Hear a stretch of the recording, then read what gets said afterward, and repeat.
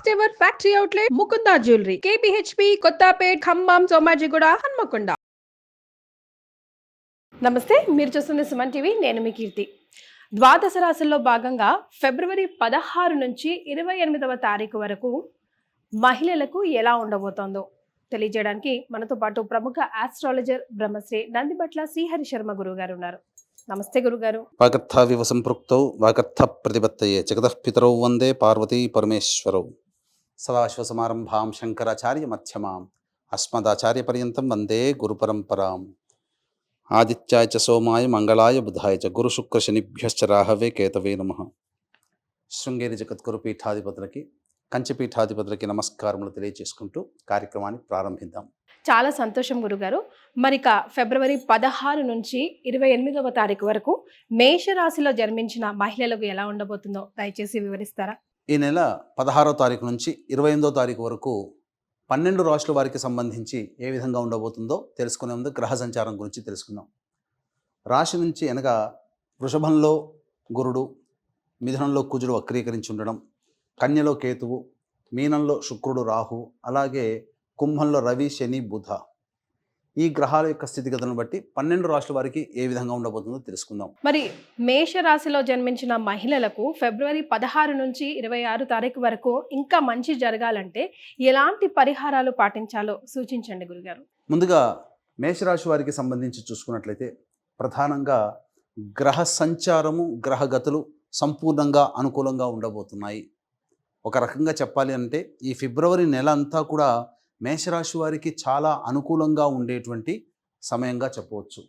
ఇక ఏ ఏ వృత్తుల్లో ఉన్నటువంటి వాళ్ళకి, ముఖ్యంగా మహిళలకి సంబంధించి ఏ ఏ వృత్తుల్లో ఉన్నటువంటి వాళ్ళకి బాగుంటుంది అని అంటే ఫుడ్కి సంబంధించి, అలాగే తీర్థయాత్రలు, కర్రీ పాయింట్స్ నడుపుకునేటువంటి వాళ్ళు, పండ్ల వ్యాపారస్తులు, అలాగే educational institutes, ornaments, bangle stores, readymade garments, అలాగే బొటిక్, అలాగే సంబంధించినటువంటి ఈ బ్యూటీ పార్లర్ నడుపుకునేటువంటి వాళ్ళు, అలాగే జ్యువెలరీ రంగంలో ఉన్నటువంటి వాళ్ళు, సూపర్ మార్కెట్స్, జనరల్ స్టోర్స్ నడుపుకునేటువంటి మహిళలు, అలాగే రెస్టారెంట్స్ మెయింటైన్ చేసేటువంటి వాళ్ళు, ఫుడ్కి సంబంధించినటువంటి ఎటువంటి వ్యాపారస్తులైనా, అలాగే స్త్రీల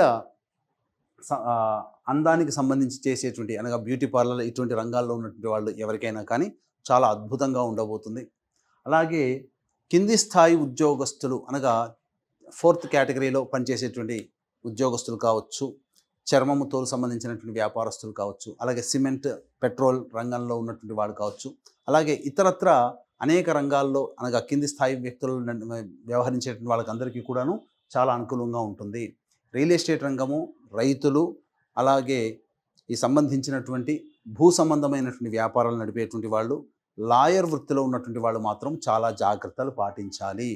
ఇది చెప్పుకోవచ్చు. ముఖ్యంగా ఈ యొక్క ఫిబ్రవరి నెలలో మహిళలకి కుటుంబంలో చక్కటి పాత్ర పోషిస్తారు. మీ మాటకి విలువ ఉంటుంది. మిమ్మల్ని అందరినీ గౌరవిస్తారు. కోల్పోయినటువంటి పదవి కానీ, ఉద్యోగము కానీ, లేకపోతే కోల్పోయినటువంటి అభిమానం కానీ తిరిగి పొందగలుగుతారు. అందరి చేత మంచిగా కీర్తింపబడతారు.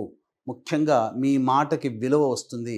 గురుతర బాధ్యతల్ని నెత్తిన వేసుకొని మీరు సమర్థవంతంగా పూర్తి చేసుకుంటారు మహిళలు అని చెప్పవచ్చు. అయితే ప్రధానంగా ఈ సంబంధించినటువంటి మనం ఎప్పుడు చెప్పుకుంటూనే ఉన్నాం ఏ ఏ రోజుల్లో ఏ విధంగా ఉండబోతుంది. అలాగే ప్రధానంగా చూసుకున్నట్లయితే ఈ 16వ తారీఖు నుంచి 28వ తారీఖు వరకు మహిళలకి ఏ విధంగా ఉండబోతుంది, ఆ పరిస్థితులు ఒక్కొక్క డేట్స్లలో ఏ విధంగా ఉండబోతుంది అనేటువంటి విషయాల్ని క్లుప్తంగా తెలియచేసుకునేటువంటి ప్రయత్నం చేద్దాం. ఇక వీక్షించేటువంటి ప్రేక్షకులకి గమనిక, ఈ నెల 26వ తారీఖు రోజున మహాశివరాత్రి సందర్భంగా సుప్రసిద్ధ కాశీక్షేత్రంలో జాతకరీత్యా కలుగు విద్య, వివాహ, ఉద్యోగ, దాంపత్య, సంతాన, అనారోగ్య సమస్యల నివారణకి, అలాగే 2025వ సంవత్సరం సంపూర్ణముగా 12 రాశుల వారికి ఇబ్బందికర పరిస్థితులు అనేటువంటివి శని ప్రభావం కలుగుతున్నాయి. కాబట్టి శనిదోష నివారణ హోమాలు, రుద్ర పారాయణాలు కాశీక్షేత్రంలో మహాశివరాత్రి సందర్భంగా జరిపించడం జరుగుతున్నాయి. అవకాశం ఉన్న వాళ్ళు కార్యక్రమ తదనంతరం కాంటాక్ట్ చేసి మీ గోత్రనామాదులు నమోదు చేసుకోవచ్చు. ఇక మనం గమనించుకున్నట్లయితే 16, 17 తారీఖుల్లో ఏం జరగబోతుంది? ఈ 16, 17 తారీఖుల్లో మేషరాశి వారికి రాని బాకీలు అనగా ఎవరైతే మీరు రాణి బాకీలు చిట్టీలు నడిపేటువంటి వాళ్ళు ఉంటారు కదా మహిళలు, వాళ్ళకి రాణి బాకీలు అనేటువంటివి ఉంటాయి కదా, అవన్నీ కూడా కొంత డబ్బు వసూలయ్యేటువంటి అవకాశం ఉంటుంది. మీ అవసరాలకి ఖర్చులకి తగినంతగా మీకు డబ్బు చేకూరుతుంది. తద్వారా మీ యొక్క సమస్యల్ని మీరు పరిష్కరించుకుంటారు. అలాగే కుటుంబంలో బాధ్యత పెరుగుతుంది. అలాగే జీవిత భాగస్వాముల యొక్క ప్రేమని మీరు పొందుతారు. కోల్పోయినటువంటి ప్రేమను కూడా ఈ యొక్క 16-17 తారీఖుల్లో పొందుతారని చెప్పవచ్చు. ప్రధానంగా ధనపరమైనటువంటి సమస్యలన్నీ కూడాను తీరుతాయని చెప్పవచ్చు. ముఖ్యంగా ఈ 16-17 తారీఖుల్లో మీ యొక్క తల్లిదండ్రుల ఆస్తికి సంబంధించినటువంటి కావచ్చు, న్యాయవాద సంబంధమైనటువంటి విషయాలు కావచ్చు, కొంత పాజిటివ్గా ఏర్పడేటువంటి అవకాశాలు గోచరమవుతున్నాయి. ఇక 18, 19, 20 తారీఖులో కనుక చూసుకున్నట్లయితే ప్రధానంగా ఈ సంబంధించినటువంటి జీవిత భాగస్వామి, వ్యాపార భాగస్వాముల మధ్య ఉన్నటువంటి పొరపచ్చాలు తొలగిపోతాయి.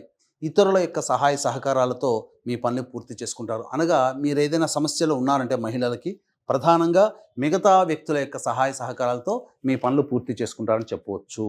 ఇక 21, 22 తారీఖులు మాత్రము చాలా కీలకము. ధనపరమైనటువంటి సమస్యలు వచ్చే అవకాశాలు ఎక్కువగా గోచరమవుతున్నాయి.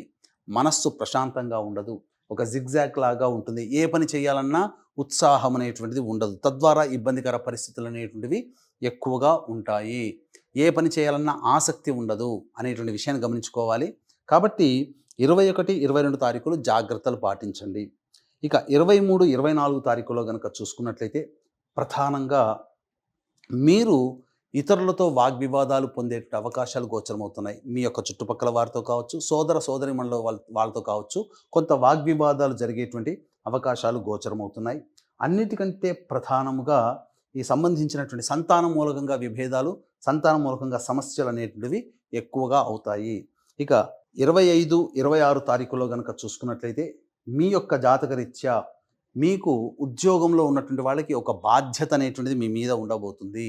అన్నిటికంటే ప్రధానంగా గమనించండి, రాని ఉద్యోగస్తులు ఎవరైతే నిరుద్యోగస్తులు ఎవరైతే ఉంటారో వాళ్ళకి ఉద్యోగ సంబంధముగా మంచి వార్త ఈ 25, 26 తారీఖుల్లో వింటారని చెప్పవచ్చు.